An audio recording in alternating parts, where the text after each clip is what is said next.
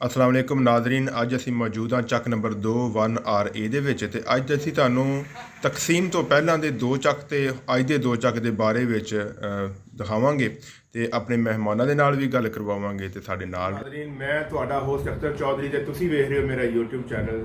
ਤੇ ਨਾਜ਼ਰੀਨ, ਅੱਜ ਅਸੀਂ ਮੌਜੂਦ ਹਾਂ ਚੱਕ ਨੰਬਰ 2 1RA ਦੇ ਵਿੱਚ ਤੇ ਸਾਡੇ ਨਾਲ ਮੌਜੂਦ ਨੇ ਬਾਬਾ ਮੁਹੰਮਦ ਹਨੀਫ ਸਾਹਿਬ। ਤੇ ਮਾਸ਼ਾਅੱਲਾ बाबा जी की जी उम्र है वो 100 साल तो क्रॉस कर गए हैं। तो इन्हों के कोले माशाअल्ला इलम का बहुत ही ज़्यादा खजाना है।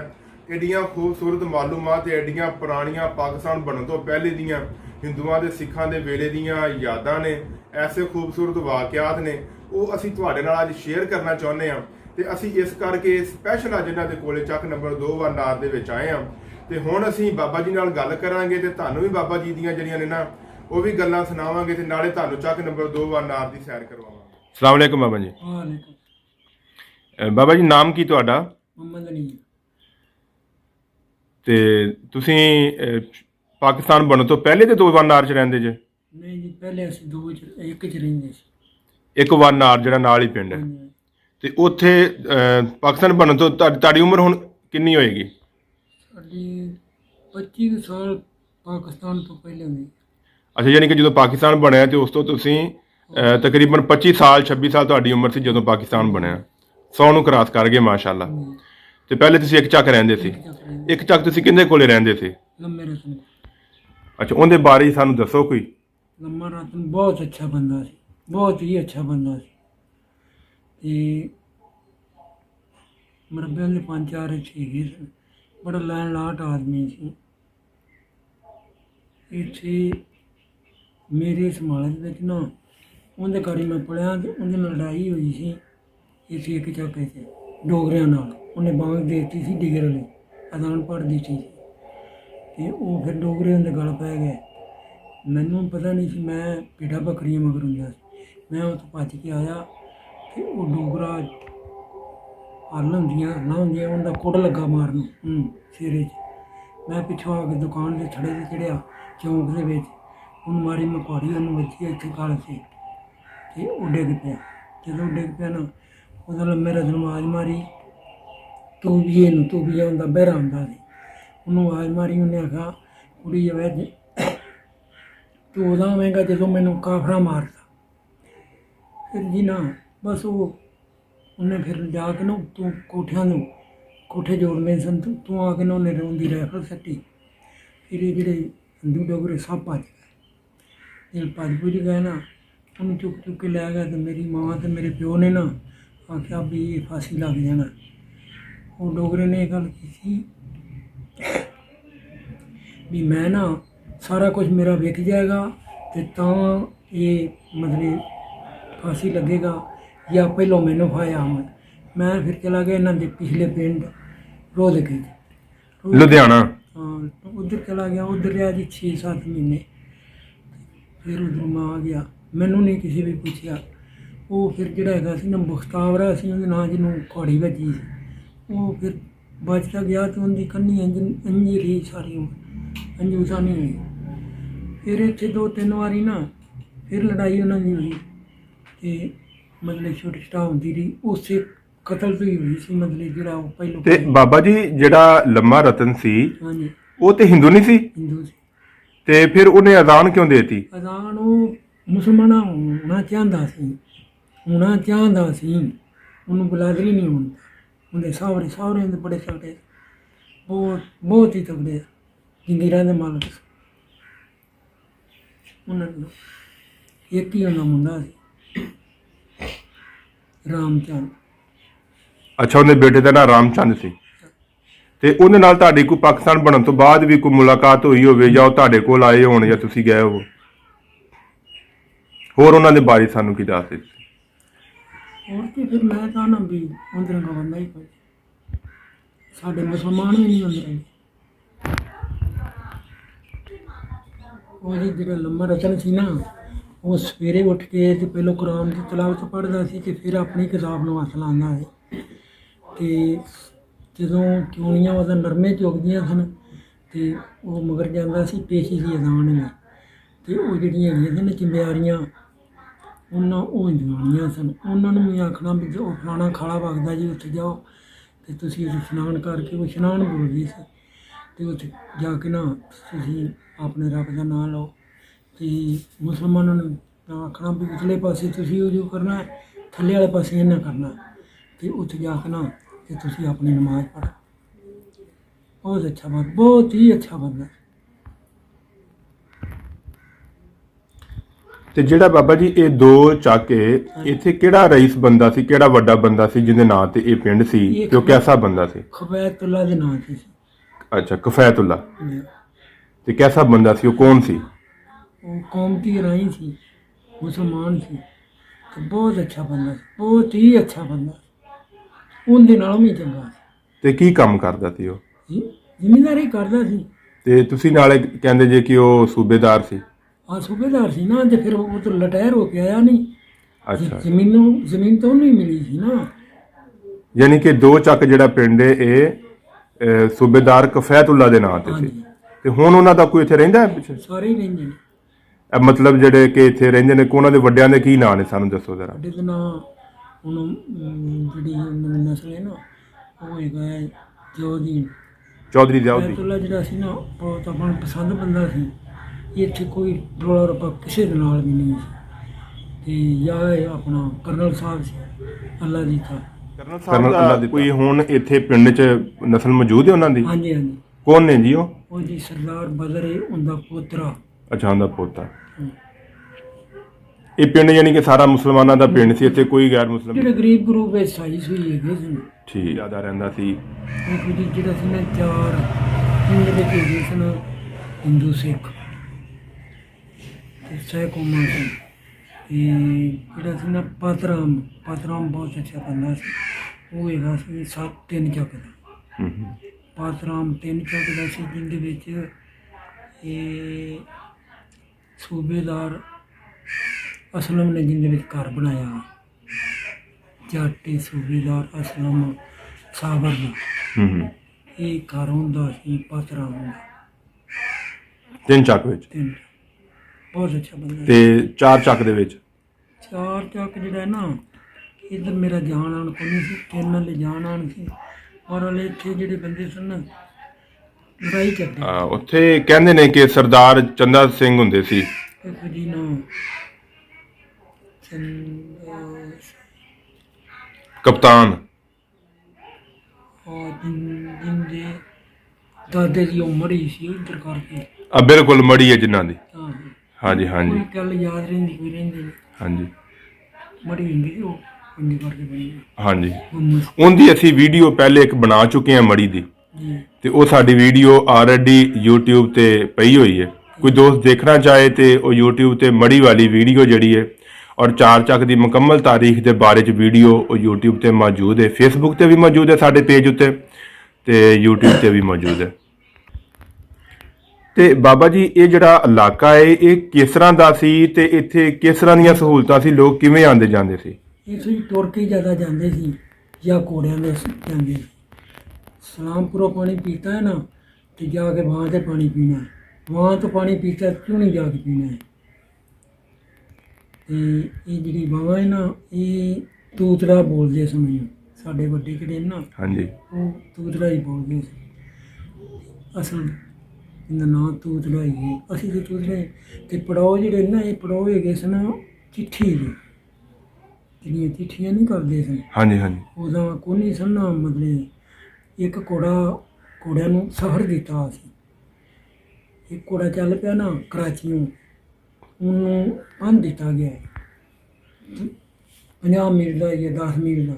ਅੱਗੇ ਘੋੜਾ ਤਿਆਰ ਖੜਾ, ਜਿਹੜੀ ਕੋਠੀ ਹੈ ਨਾ ਆਪਣੀ ਢਲਿਆਣੀ, ਇੱਥੇ ਆ ਕੇ ਤੇ ਉਹਨੇ ਹੋਰ ਨੇ ਫੜ ਲੈਣਾ, ਅੱਗੋਂ ਜਾ ਕੇ ਹੋਰ ਨੇ ਫੜ ਲੈਣਾ। ਇਸੇ ਸੜਕ ਦੇ ਉੱਤੇ ਹੀ ਘੋੜੇ ਭਜਦੇ ਸਨ।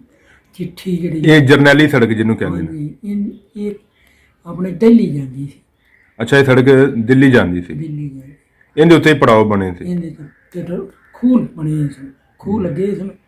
ਉਹ ਮੁੜ ਪਿੱਛੇ ਆ ਕੇ ਨੂੰ ਗੈਰਬਾਦ ਹੋ ਗਏ, ਤੇ ਉਹ ਪਾਣੀ ਪੂਣੀ ਦਾ ਮਸਲਾ ਜਿਹੜਾ ਨਾ, ਉਹ ਹੈਗਾ ਵੀ ਇੱਧਰਲਾ ਪਾਰ ਦਾ ਕੌੜਾ ਸੀ ਪਾਣੀ।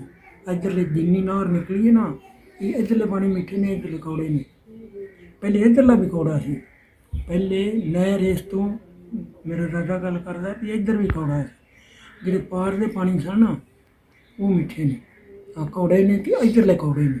ਲਹਿੰਦੇ ਪਾਸੇ ਦੇ ਕੌੜੇ ਹੁੰਦੇ ਗਏ ਨੇ ਤੇ ਜਿਹੜੇ ਚੜ੍ਹਦਾ ਪਾਸਾ ਨਾ ਉਹ ਖਾਰੇ ਨੇ,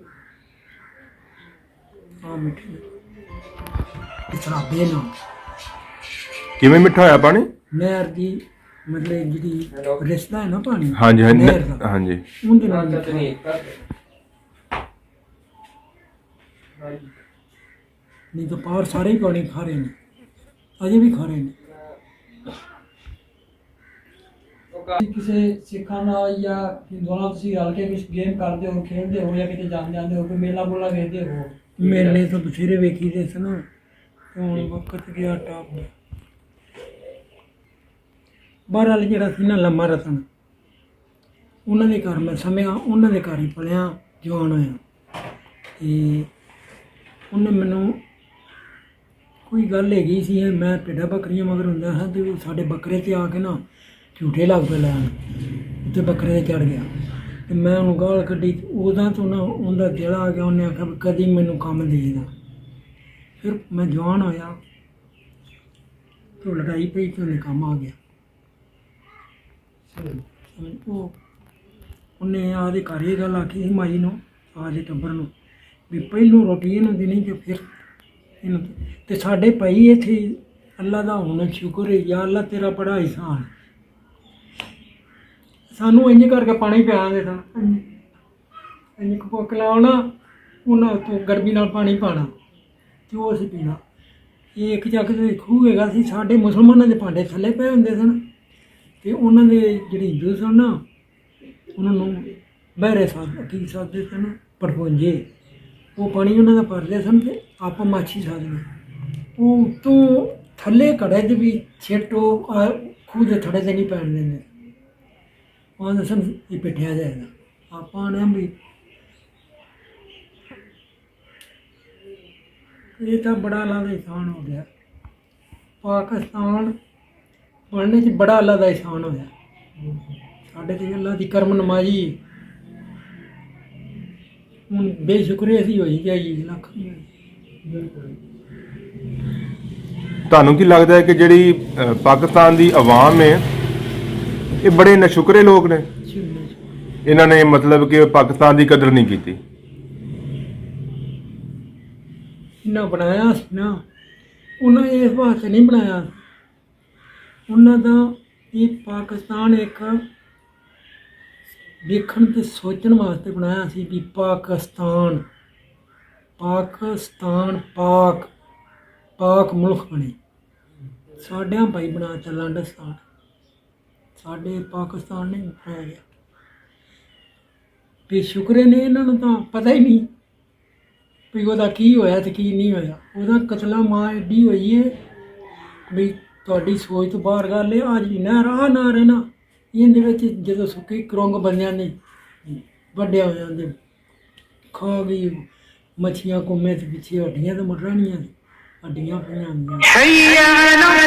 ਹਾਂਜੀ, ਸਾਨੂੰ ਤਾਂ ਇੱਥੇ ਇੱਕ ਚੱਕ ਦੇ ਵਿੱਚ ਹੈਗੇ ਸਨ ਤੇ ਸਾਰਾ ਡੋਗਰਿਆਂ ਦਾ ਹੀ ਪਿੰਡ ਸੀ, ਸਾਨੂੰ ਤਾਂ ਕਿਸੇ ਪੁੱਛਿਆ ਨਾ।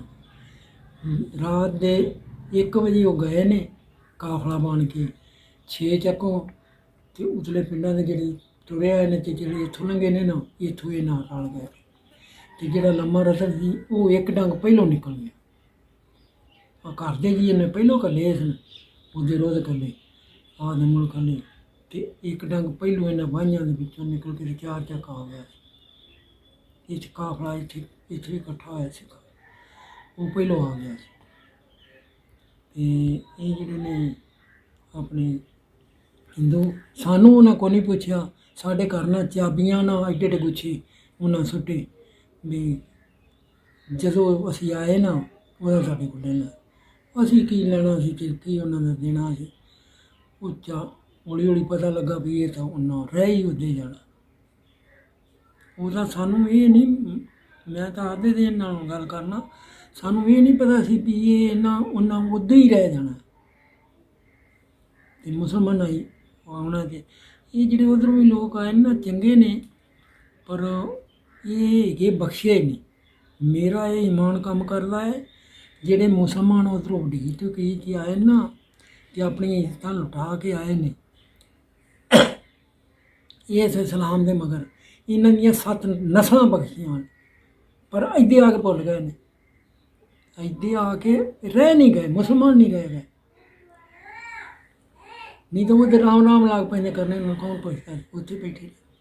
ਇਸ ਇਸਲਾਮ ਦੇ ਮਗਰ ਆਏ ਨਾ ਤੇ ਇੱਧਰ ਆ ਕੇ ਭੁੱਲ ਗਏ ਨੇ। ਇੱਧਰ ਆ ਕੇ ਜੋ ਬਸ ਚੱਲਣੀ ਹੈ ਇਹਨਾਂ ਕੋਲ ਕਣੀ ਹੋਣੀ। ਜਦੋਂ ਪਾਕਿਸਤਾਨ ਉਹਦਾ ਵੋਟ ਤਾਂ ਪਏ ਨੇ ਤੇ ਉਹਦਾ ਵੋਟਾਂ ਦਾ ਬੰਦਿਆਂ ਨੂੰ ਕੋਈ ਨਹੀਂ ਪਤਾ ਸੀ ਵੀ ਵੋਟ ਕੀ ਸ਼ੈ ਹੁੰਦਾ ਹੈ। ਵੋਟਾਂ ਦਾ ਬੰਦਿਆਂ ਨੂੰ ਕੋਈ ਨਹੀਂ ਪਤਾ, ਜੇ ਕਾਂਗਰਸ ਦੀ ਪੈਣ ਨਾ ਬੰਦਿਆਂ ਨੂੰ ਕੋਈ ਨਹੀਂ ਪਤਾ ਸੀ ਵੀ ਵੋਟ ਕੀ ਸ਼ੈ ਹੁੰਦਾ।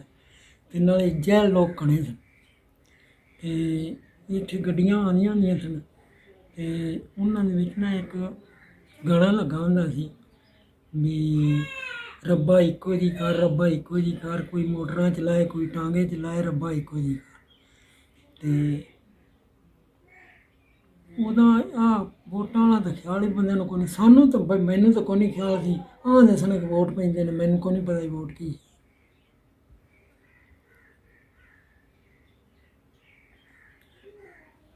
ਮਰਲ ਰਿਜ਼ਕ ਹੁਣ ਕਣਾ ਹੈ ਤੇ ਬੇਸ਼ੁਕਰੀ ਜ਼ਿਆਦਾ ਹੈ।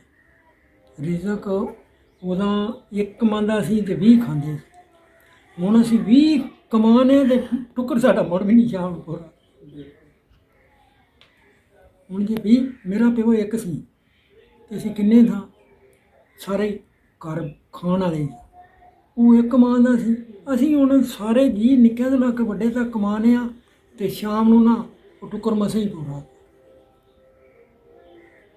ਤੁਸੀਂ ਤਲਾਬੇ ਸਭ ਤੋਂ ਵੱਡੇ ਸੀ ਜਾਂ ਛੋਟੇ ਸੀਗੇ? ਮੇਰੇ ਤੋਂ ਜੀ 2 ਵੱਡੇ ਸੀ। 2 ਵੱਡੇ ਤੁਹਾਡੇ? ਹਾਂ, ਇੱਕ ਮਰ ਗਿਆ, ਇੱਕ ਜੀ ਨਾਲ। ਕਰਨਾ ਤਾਂ ਹੁਣ ਇਹਦਾ ਹਰ ਬੰਦੇ ਦੀ ਅਕਲ ਕੰਮ ਕਰਦੀ ਵੀ ਇਹਨੂੰ ਸੋਨੇ ਕੀ ਚਿੜੀਆ ਤੇ ਸੋਨਾ ਹੀ ਇਹਨੂੰ ਬਣਾਉਣਾ ਚਾਹੀਦਾ, ਪਰ ਇਹ ਬਣਾ ਨਹੀਂ ਸਕਦੇ। ਬਣਾ ਕਿਉਂ ਨਹੀਂ ਸਕਦੇ? ਇਹਨਾਂ ਦੇ ਦਿਲ ਦੇ ਵਿੱਚ ਨਾ ਟੱਚ ਹੋ ਗਿਆ ਰਾਮ, ਇਹਨਾਂ ਦੇ ਖੂਨ ਨਾਲ ਟੱਚ ਹੋ ਗਿਆ ਰਾਮ। ਤੇ ਮੈਂ ਬੱਚਿਆਂ ਨੂੰ ਬਾਹਰੋਂ ਰੋਜ਼ੀ ਲਿਆ ਕੇ ਰਾਮ ਦੇ ਕੇ ਆਵਾਂਗਾ, ਉਹਨਾਂ ਦੇ ਖੂਨ ਟੱਚ ਹੋ ਜਾਏਗਾ, ਉਹਨਾਂ ਫਿਰ ਰਾਮ ਦੇ ਕੰਮ ਹੀ ਕਰਨੇ ਨੇ। ਇਸ ਮੈਂ ਕਿਸੇ ਦੀ ਕਿਉਂ ਗੱਲ ਕਰਾਂ, ਆਦੀ ਕਰਾਂ ਨਾ, ਸਾਡੇ ਵਿੱਚ ਰਾਮ ਦੇ ਟੱਚ ਹੋ ਗਿਆ।